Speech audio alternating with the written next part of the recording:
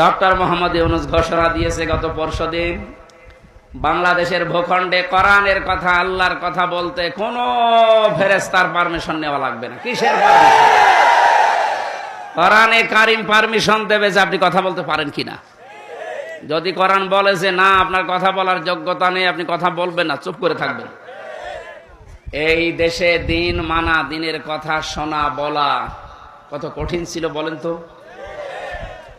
এই বাধাগুলো শুধুমাত্র ছাত্র আন্দোলন করার মাধ্যমে দূর হয়েছে তা না। আল্লাহ নিজে আমার মনে হয় আবাবিল ফেরেশতার মতো, পাখির মতো এই ছাত্রদেরকে ব্যবহার করিয়ে